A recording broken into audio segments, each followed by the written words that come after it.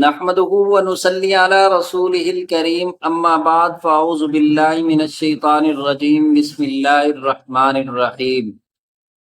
معزز سامعین و ناظرین، آج میں آپ حضرات کے سامنے اچھے اور نیک لوگ جو ایک دوسرے کو خطوط میں باتیں لکھا کیا کرتے تھے اس کے متعلق کچھ باتیں بتلانا چاہتا ہوں کہ نیک لوگ اپنے خطوط میں کیا لکھا کرتے تھے۔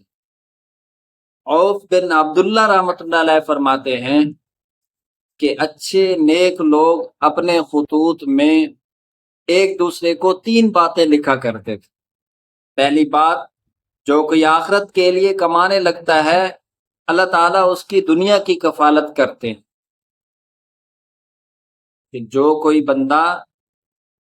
بندہ آخرت کے لیے کمانے لگتا ہے اللہ تعالی جل شانہ اس کی دنیا کی کفالت کرتے ہیں۔ دوسرے نمبر پر، جو کوئی اپنے معاملات اللہ تعالی کے ساتھ درست کر لیتا ہے تو اللہ تعالی لوگوں کے ساتھ اس کے معاملات کو درست کر لیتے ہیں۔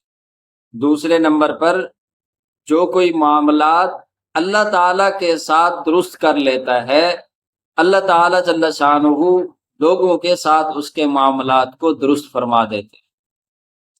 تیسرے نمبر پر، جو کوئی اپنے باطن کو درست کر لیتا ہے اللہ تعالی جل شانہ اس کے ظاہر کو درست فرما دیتے ہیں۔ کتنی بڑی انمول باتیں ہیں کہ اللہ تعالی کی رضا اور اس کی خوشنودی حاصل کرنے کا کتنا بڑا ذریعہ اور سبب ہے۔ اگر یہ 3 باتیں ہم سب کے دلوں میں اتر جائیں اور ہم ان 3 باتوں پر عمل کرنے لگ جائیں تو انشاءاللہ العزیز ان 3 باتوں کے ذریعے سے بھی ہمارے دنیا اور آخرت سنور سکتی ہے۔ اللہ تعالی ہم سب کو ان باتوں پر عمل کرنے کی توفیق عطا فرمائے۔